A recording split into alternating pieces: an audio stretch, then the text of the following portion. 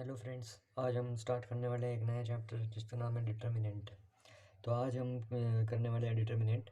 Determinant देख लीजिए। Determinant जो है एक मैट्रिक्स की वैल्यू होती है, पर्टिकुलर वैल्यू निकालने के लिए डिटर्मिनेंट का इस्तेमाल किया जाता है। डिटर्मिनेंट एक मेथड है, उससे हम किसी भी मैट्रिक्स की वैल्यू निकाल सकते हैं। जैसे कि देखिए, हमारे पास एक मैट्रिक्स है, 1:2 ये है, 3/3 का मैट्रिक्स है, ये 3/3 का। इसका हम डिटर्मिनेंट निकाल लेंगे। डिटर्मिनेंट का सिंबल ये होता है। डिटर्मिनेंट को हम रिप्रेजेंट कर सकते हैं इन 3 अलग अलग सिंबल से। DET डिटर्मिनेंट ऑफ ए का डिटर्मिनेंट। और ये ट्रायंगुलर जो सिंबल होता है ये एरिया के लिए भी इस्तेमाल होता है और डिटर्मिनेंट के लिए भी इस्तेमाल होता है।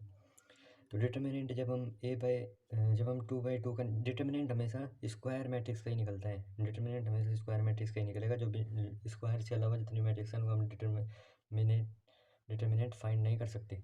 अब जैसे कि हमारे पास 2/2 का मैट्रिक्स होता था, जैसे कि ये हो गया ABCD।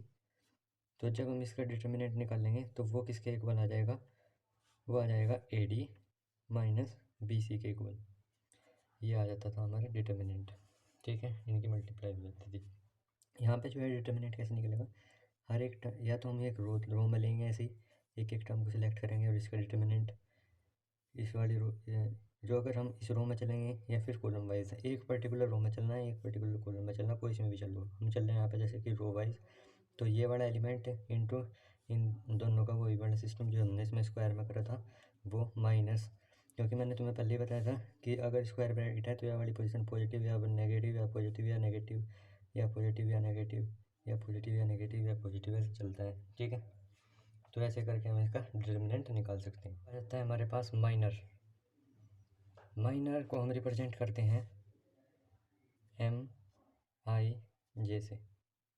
I क्या है? नंबर ऑफ रोज, और J क्या है? Number of columns. ठीक है, MIJ से हम माइनर को रिप्रेजेंट करते हैं। माइनर क्या होता है? जैसे कि हमारे पास एक मैट्रिक्स है,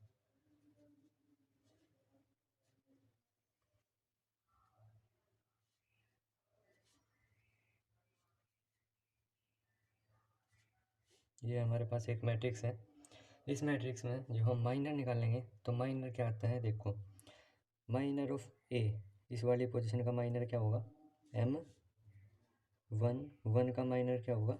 EI माइनस HF। M12 का माइनर क्या होगा? ये वाली कैंसिल, इसका इसकी मल्टीप्लाई, इसकी multiply, DI minus GF। M13 का जो माइनर है वो क्या होगा? इस वाले का माइनर क्या होगा? ये इसकी रो, इसकी कॉलम कैंसिल, ये DH माइनस EG। ऐसे करते करते हम सब का निकाल लेंगे और एक नया मैट्रिक्स मिल जाएगा हमें, माइनर मैट्रिक्स, जिसको हम लिखेंगे M11, M12, M13, M21, M22, M23, M31, M32, M33। ये एक नया मैट्रिक्स बन जाता है ऐसे माइनर का।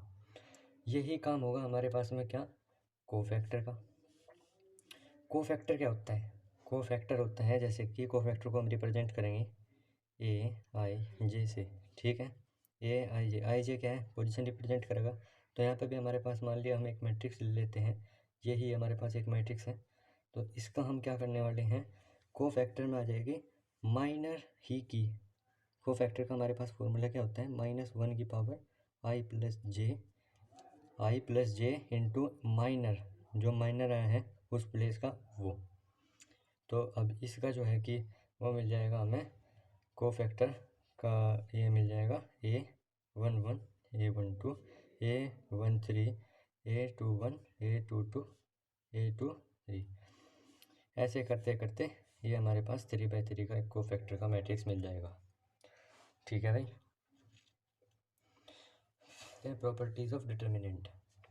पहली प्रॉपर्टी आ जाती है, पहली प्रॉपर्टी, अगर दो रो दो कॉलम, अगर कोई भी रो और कॉलम इंटरचेंज हो, जैसे कि रो और कॉलम इंटरचेंज हो जाते हैं किसी भी मैट्रिक्स के, जैसे कि A B, डिटर्मिनेंट के ABCD, ये एक डिटर्मिनेंट है। अगर ये इंटरचेंज हो जाता है ACBD में, ऐसे इंटरचेंज हो जाते हैं, कॉलम रो में बदल देती हैं और रो कॉलम में बदल देते हैं, तो जो डिटर्मिनेंट आएगा वो इक्वल आएगा। ठीक है, अगर कोई भी दो रो आपस में इंटरचेंज हो जाती है, जैसे कि अब हम सिंगल रो को इंटरचेंज करके दिखाऊंगे। ABCD ये था स्क्वायर मैट्रिक्स, इसमें ये इधर चली जाती है और ये इधर आ जाती है, तो माइनस का साइन लग जाएगा, कुछ इफेक्ट नहीं पड़ेगा, डिटर्मिनेंट वही आएगा, बी डी ए सी ऐसा आ जाता है। तो डिटर्मिनेंट पर कुछ नहीं फ़र्क पड़ेगा, बस माइनस माइनस आ जाएगा यहाँ पे बस, ठीक है। और अगर इसमें हम दो चेंज कर देते हैं, मान लिया हमने एक यहाँ पे ये तो गया था ये तो ऑपरेशन करा था हमने कॉलम में, कॉलम इंटरचेंज कर दी। अगर हम एक दो ऑपरेशन लगा रहे हैं एक साथ, कॉलम भी बदल दी और फिर रो भी बदल दी, जैसे कि हम ऐसा कर देते हैं इसको कि ये तो हमने कर ही दिया था, इसको एक बार और कर देंगे तो एक और माइनस लग जाएगा जो कि प्लस बना लेगा फिर बाद में, डी सी बी ए ऐसा कर दिया हमने। तो ये होता है रूल। अगर हम कोई भी रो अब उसके साइड वाले कॉलम से इंटरचेंज कर देते हैं, या फिर कोई भी रो या फिर कोई भी कॉलम इंटरचेंज कर देते हैं आपस में एक दूसरे के साथ में, पूरी रो इधर आ जाएगी, पूरी कॉलम इधर आ जाएगी, ये वाली कॉलम उधर चली जाएगी, तो इसमें माइनस लग जाता है, डिटरमिनेंट पर कोई फ़र्क नहीं पड़ेगा, माइनस का फ़र्क पड़ेगा, साइन चेंज हो जाएगा। आते हैं तीसरी प्रॉपर्टी, अगर कोई भी दो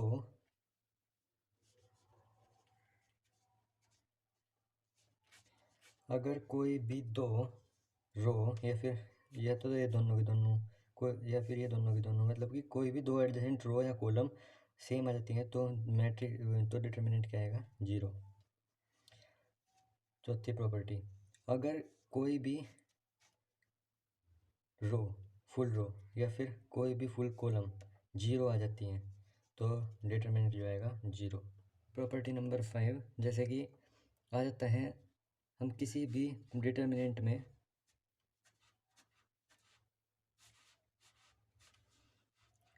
एक किसी भी स्केलर की मल्टीप्लाई करते हैं, जैसे कि हम के की मल्टीप्लाई कर रहे हैं, तो वो या तो पूरी रो एक रो में मल्टीप्लाई होगी या फिर पूरी एक कॉलम में मल्टीप्लाई होगी, वो आएगा के के और जो भी यहाँ पे है ये एलिमेंट्स इसके साथ में मल्टीप्लाई ऐसे होती है।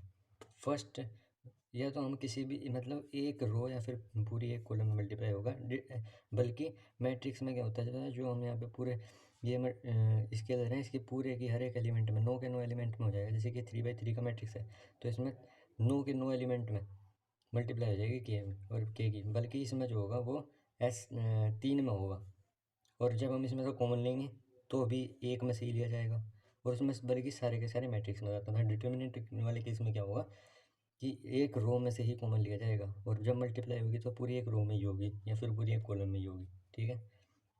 आती है अब दूसरी प्रॉपर्टी, सिक्स प्रॉपर्टी आई, अगर ये एक मैट्रिक्स दे रखा है यहाँ पे हमें, तो हम इसको ऐसे भी लिख सकते हैं, दो मैट्रिक्स में तोड़कर, A B C D E F G H I, 9 element फिर इस मैट्रिक्स के हो गए।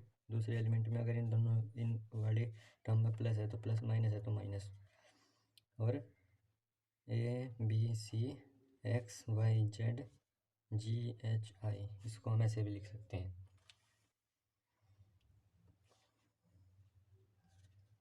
सातवीं प्रॉपर्टी आ जाती है भाई, देखिए ये एक दे रखा है हमें डिटर्मिनेंट, ठीक है। इसमें हम अगर कोई भी ले लेते हैं पर्टिकुलर रो, मान लिया हमने एक रो ले ली, ये वाली रो है, अगर इस वाली रो के साथ में हम किसी दूसरे वाली रो की इसकी या फिर इसकी कोफैक्टर्स की मल्टीप्लाई कर देते हैं और उनका सम ले लेते हैं, यानी कि A11C31 प्लस में A12C32 प्लस में A13C33, तो वो जो आने वाला है वो इक्वल्स टू जीरो आएगा। प्रॉपर्टी है ये एक कोफैक्टर जो कि हमने पीछे देखा था अभी। कोफैक्टर क्या है, माइनर इंटू -1 की पावर आई प्लस जे, और माइनर क्या है, अगर इसका माइनर निकालेंगे तो ये इंटू माइनस ये इंटू, ठीक है। अब आ जाती है हमारे पास में आठवीं प्रॉपर्टी,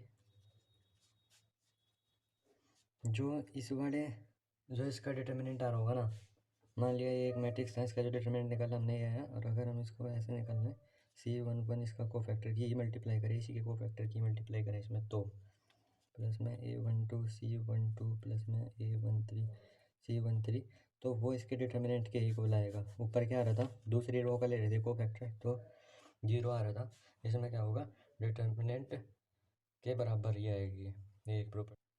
अगर कोई डिटर्मिनेंट इसकी फॉर्म में है तो उसका डिटर्मिनेंट क्या आएगा, वो इक्वल्स टू आ जाएगा माइनस में ए की क्यूब प्लस में बी की क्यूब प्लस में सी की क्यूब माइनस में 3ABC के बराबर वो आ जाएगा। अगर इस फॉर्म में है ए B C A C A B, अगर कोई डिटर्मिनेंट इस फॉर्म में है तो वो आ जाएगा a minus B, B minus C, C minus A के इक्वल। अगर कोई डिटर्मिनेंट इसके इक्वल है तो वो आ जाएगा a minus B, B minus C, C minus A B into A B plus B C plus C A के इक्वल। अगर कोई डिटर्मिनेंट तो वो आ जाएगा a minus B, B minus C, C minus A और A plus B plus C के equal. ये कुछ रिजल्ट्स हैं, 4 रिजल्ट हैं ये, ध्यान में रखना है। कैलकुलेशन जो है इजी हो जाती है इनसे। कोई स्क्यू सिमेट्रिक मैट्रिक्स है ना, उसमें हमेशा उसका जो प्रिंसिपल डायगोनल है, ये वाला जो डायगोनल होता है वो हमेशा 0 0 0 होगा।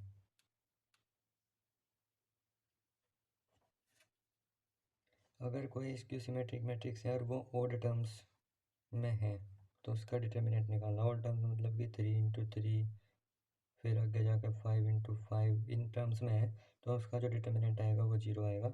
और अगर वो किसी इवन टर्म्स में है तो वो आएगा एक परफेक्ट स्क्वायर, तो वो आएगा एक परफेक्ट स्क्वायर नंबर।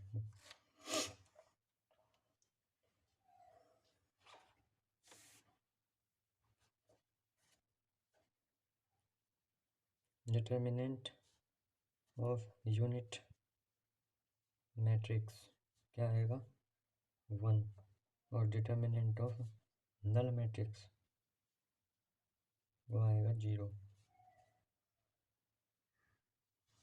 और डिटर्मिनेंट ऑफ ट्रायंगुलर मैट्रिक्स अपर हो या फिर लोअर ट्रायंगुलर हो तो उसका आएगा उसके प्रिंसिपल डायगोनल का स्क्वायर, प्रिंसिपल डायगोनल का product.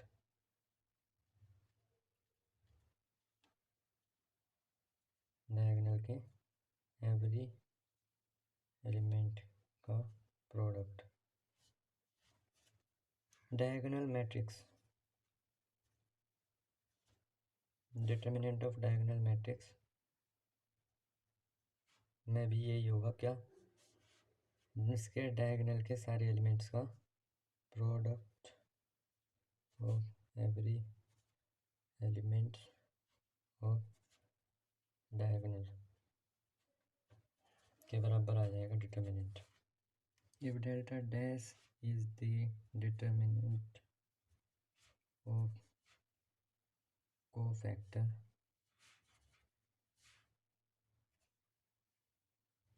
delta a dash is the determinant of cofactor a, then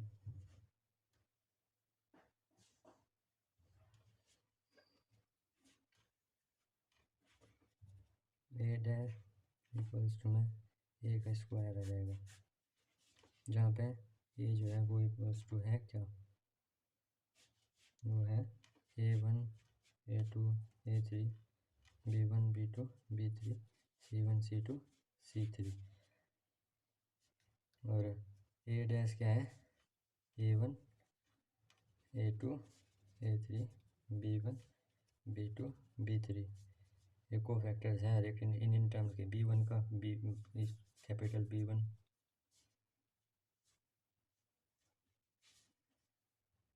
C3 ऐसे आ जाएगा। तो जब भी हम इसका कोफैक्टर का जो डिटर्मिनेंट निकालेंगे, कोफैक्टर्स का डिटर्मिनेंट निकालेंगे, वो खुद a के स्क्वायर के बराबर आएगा। ये एक प्रॉपर्टी थी। अब देख लेते हैं भाई कुछ एप्लीकेशंस ऑफ डिटर्मिनेंट। सबसे पहला एप्लीकेशन आ जाता है भाई इसका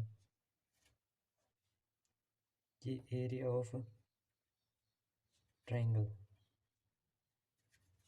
निकालने का काम आता है। जैसे कि हमें 3 पॉइंट दे दिए x1 y1 x2 y2 x3 y3, तो उनका एरिया निकालने के लिए फॉर्मूला है हमारे पास 1/2 कोऑर्डिनेट ज्योमेट्री में है ये formula y1 x2 y2 x3 y3 1 1 1। Area of triangle जाएगी कोऑर्डिनेट ज्योमेट्री में। एरिया ऑफ ट्रायंगल निकालने के लिए हम डिटर्मिनेंट का इस्तेमाल करते हैं। ये 3 वो हो गए,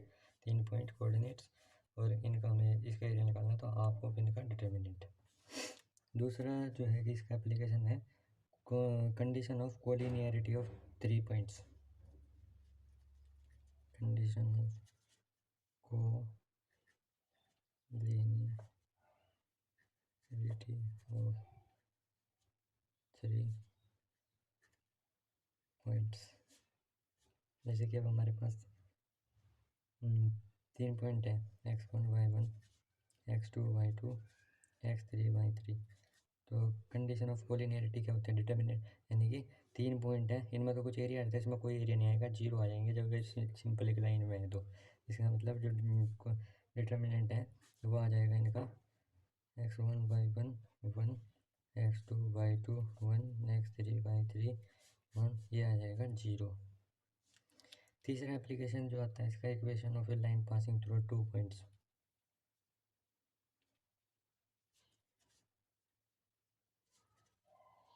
पासिंग थ्रू 2 पॉइंट्स निकालने के लिए हमें क्या करना होगा?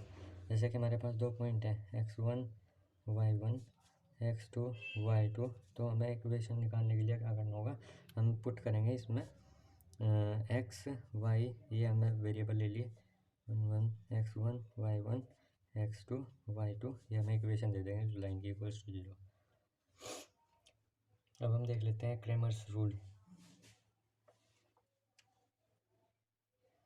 क्रेमर्स रूल हमें क्या देता है? सॉल्यूशंस के बारे में जानकारी देता है कि पर्टिकुलर इक्वेशंस के सॉल्यूशन क्या होंगे। जैसे कि अब हमारे पास है क्या है, a1x plus b1y plus c1z equals to d1, a2x plus b2y plus c2z बराबर d2, a3x plus b3y plus c3z equals to में d3। ये 3 इक्वेशन है भाई हमारे पास में, फर्स्ट सेकंड और थर्ड, 3 इक्वेशन है। क्रेमर्स रूल क्या कहता है? क्रेमर्स रूल हमें बताता है जानकारी सॉल्यूशन के बारे में। देखो अब हम जैसे कि डिटर्मिनेंट निकाल लें, डिटर्मिनेंट d इक्वल्स टू ये दे देगा a1 b1 c1 a2 b2 c2 a3 b3 c3, ऐसे निकल जाएगा डिटर्मिनेंट। और जब हम d1 निकालेंगे, d1 डिटर्मिनेंट, तो तब क्या होगा कि जो a वाली पोजीशन है वो d ऑक्यूपाई कर लेगा, तो d1 d2 d3 ऑक्यूपाई कर लेंगे, b1 b2 b3 c1 c2 c3। ऐसा ही केस होगा d2 निकालते टाइम, d2 में b2 वाली स्पेस ऑक्यूपाई करेगा d1, a1 d1 c1 a2 a3 d2 d3 c2 c3। ऐसे ही d3 निकालती बढ़िया, डिटर्मिनेंट निकालती बढ़िया, वो ऑक्यूपाई करेगा c की position, a1 a2 a3 b1 b2 b3 c1 c2 c3। अब हम x y z की वैल्यू निकालने के लिए हम इसमें क्या करने वाले हैं? देखो अगर हमें x की वैल्यू निकालनी है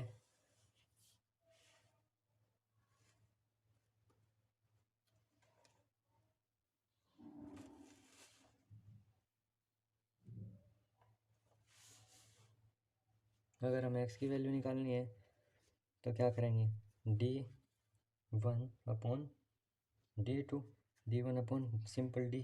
अगर हमें y की वैल्यू निकालनी है तो d2 अपॉन d। अगर हमें z की वैल्यू निकालनी है तो d3 upon d। Cramer's rule था, हम इनकी वैल्यू निकाल लेते हैं। जैसे कि अब हमारे पास में इक्वेशन है, इन इक्वेशन को सोल्व करने के लिए हम क्रेमर्स रूल का इस्तेमाल कर रहे हैं, ठीक है। तो क्रेमर्स रूल से हमने क्या किया, डी ए निकालना, इससे d1 ऐसे निकाला, d2 ऐसे निकाला, d3 ऐसे निकाला। एक मेथड है, उससे हम एक्स वाई जेड की वैल्यू ऐसे निकाल लेंगे, d1 d2 d3 d d। और अब इससे हमें बाद में क्या पता लगता है कि हम कंसिस्टेंसी चेक करें। क्या बनेगी कंडीशंस कंसिस्टेंसी की? कुछ कंडीशंस होती है कंसिस्टेंसी की, कंडीशंस ऑफ कंसिस्टेंसी। पहली कंडीशन क्या आ जाएगी हमारे पास कि जो हमारा डी है ना, जो हमने डिटर्मिनेंट निकालना है डी, सिंपल डी, वो नॉट इक्वल्स टू जीरो। अगर नॉट इक्वल्स टू जीरो है, ठीक है, नॉट इक्वल्स टू जीरो है, तब ये बताएगा यूनिक सॉल्यूशन है। यूनिक सॉल्यूशन कंटेन करते हैं एक्स वाई जेड, और ये क्या है, कंसिस्टेंट है। कंसिस्टेंसी है इसमें। और D not equals to zero दे रखा है,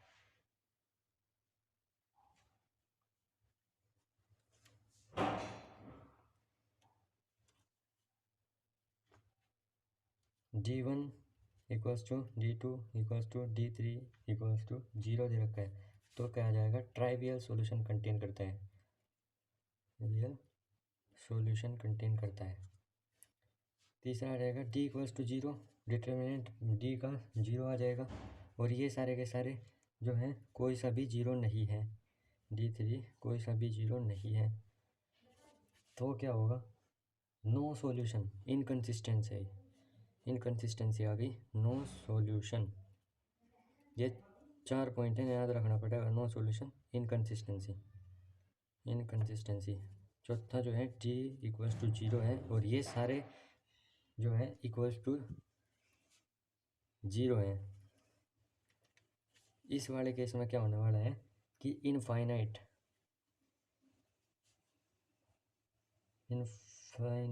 मैनी सॉल्यूशंस, और ये जो कंडीशन है कंसिस्टेंसी की है।